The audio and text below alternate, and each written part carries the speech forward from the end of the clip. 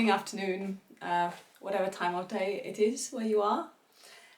Today we'll be talking about holding the violin, and we will go through the parts of the violin as well, so throughout our lessons we are on the same page and we all understand each other. Let's start. I won't be going into massive detail. I will only talk about the important parts because I think it's quite essential for you to know what are the parts of the violin. So I think let's go from the top to bottom. So that's the scroll. This is the top part of the violin. It's mainly decorative, but it is important because it is the part of the peg box. The whole, see the part here, the peg box? Those are pegs. So the 4 pegs, where the strings are wound. The strings are wound on the pegs, and if you tighten the peg, it makes the sound higher. If you loosen the peg, it makes the sound lower. So we have 4 pegs, 1, 2, 3, 4 for each string. We have 4 strings on the violin. I'll get to that in a second. Then we have a nut. It's a very small part in the violin. It's just literally here. It's got little grooves for the strings to go in. Yeah, and it's kind of separates the peg box and the scroll from the neck. So this part of the violin is the neck, and that's the part that we use to hold our violins. So as I mentioned in a previous video, this part, it doesn't have a varnish because you use your hands to hold the violin, and varnish would just get sticky and messy. That's not what happens. Then we have a fingerboard. So all that black part of wood is fingerboard. This is where we press our fingers to create different sound, different height of the sound, different pitch. Then we go to the body of the instrument. That's the body of the instrument. We've got the top, ribs, that's called ribs, and the bottom of the violin, but that's mainly the body. Then we have F-holes. So they are there basically to let the sound out, because this is like a sound chamber. And when we go down, the strings are resting on a thing called the bridge. So bridge is a lovely decorative piece, but it's also the function of the bridge is to transmit the sound of the strings to the body of the instrument. And then we have a tailpiece here.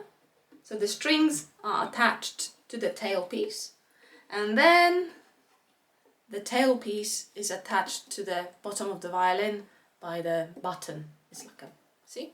Basically, the story begins when we put the strings on our violins. We start from here. We put our strings are either, oh, I forgot to mention, fine tuners. So when you are a beginner, you normally would have set of 4. So the main tuning happens with the pegs, but then if you want to adjust the sound just a little bit, you will use the fine tuners. So I, as a professional, I mean, mostly professionals have just E string fine tuner or none. I prefer to have A as well, because sometimes, especially in performing conditions, it's just easier to adjust A and E, and then I just use pegs to do it without the fine tuners. But it can be, if the pegs are not adjusted properly, so again, that's what you would want to give it to luthier, so he prepares the pegs the way that they're smooth enough for you to be able to tune your violin, but tight enough that it just won't slip, the peg won't unwind, I think is the word. And from there, that's a chin rest. I think I mentioned the chin rest we use to rest our chin on the violin. I've seen people without a chin rest, but I I don't know, I've never tried, and I don't think I will be ever convinced to. And there is one more thing. Unfortunately, I'm not able, I can't show it to you. But if you take a violin and tilt it slightly, not only you will see inside here who made your violin. It will be like a little note, if that's made by a luthier or any manufacturing company. Normally they will leave a note, like a little note inside the violin, glued to the violin. But also you will see just there under your bridge there is a thing called sound post, and the sound post and the place where it kind of sits, it's more on the right, to the right of the bridge. Do not play with it. In Polish it's called a soul. We call it a soul. In a direct translation is dusza. Dusza of the instrument, the soul of the instrument is there again to transmit the sound from the top to the bottom of the violin, and where the soul, where the sound post is placed, it has a huge impact on the sound of the instrument as well. So again, if you want to hold your violin, hold it by the neck, rest it on your knees, or when you want to play, on your shoulder. Now another thing, I don't think it's a controversial as much. There are different, that's called a shoulder rest. So shoulder rest allows me to hold my violin and kind of be focused more on the technique that I'm using. Some people swear by not using the shoulder rest, but to be honest, I've taught children without the shoulder rest, and it's just, unless you are professional or someone who's very comfortable without shoulder rest, but in general I would suggest use a shoulder rest.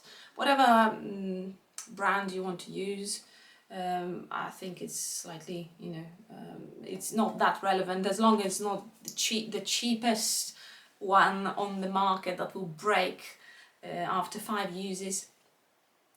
It's quite important, because I will just show you what happens if you don't have a shoulder rest. So you place your violin on your left shoulder, you hold it by the, see, I try not to touch my violin, but I will do it for the purposes of this video. You place it on your left shoulder, just right to the neck, so the button of the violin, this side of the violin, touches your neck, and then you gently, literally place your head on the chin rest. But what happens if you don't have a shoulder rest? It creates this. So with the shoulder rest, my shoulder would be here. I mean, sometimes I would add a little bit of pressure, yeah, would raise it up. So that's why you see, sometimes I can see a musician from 100 meters, because they just, the posture is terrible. You can just tell that someone is a violinist. So I have to do this, and then at the same time, what happens if I want to play? That's kind of like the first response of the body, that you don't want to drop your violin, so because it drops here, yeah, because it's slippery, violin is varnished, so it's slippery, it drops here, you hold it there, already you have tension, and it's almost impossible to play. So I do encourage you to purchase a shoulder rest. So how do we place shoulder rest on the violin? The easiest way, usually they will be shaped something similar shape, and you want to turn your violin upside down, hold it firmly, I mean like firmly by the neck. This is, it's not going anywhere. And grab your, if you're doing it for the first time, make sure you sitting down, have something soft, so if you drop your violin, it's not the end of the world. You don't want to do that though. And then you take your shoulder rest, place it on the side, so violin, I'll try to move so you can see how it looks from my side. Place the shoulder rest on the left side, and then this, you want to a little bit hook it on the instrument, and then this side you slide down, see, and then you adjust it depending how you want to hold your violin. You are able to move it up and down, and can you see that? So some people prefer it this way, some people prefer it this way. It's all up to you, and you are the one who needs to figure out how would you like it to sit. And then you can adjust as well the height of the legs, so you can diminish or make that space here bigger. And again, that depends on your preferences when playing. So I'll just show you what it should look like, so you can make those decisions yourself. It's good if you have a violin teacher face to face, so they can adjust those things for you. But the goal, and the other thing is, when you buy a shoulder rest, make sure that those little legs of the shoulder rest have a rubber on it or something. You know, it normally has a rubber, so it's not a metal, because metal will just destroy your violin. See, there's like a violin has like a ridge here, so that's what it's hooked on. And if it doesn't have the rubber, it will just, oh, I don't want to even think about it. Actually, I forgot to add one thing. When you're putting your violin away, remember to take your shoulder rest off.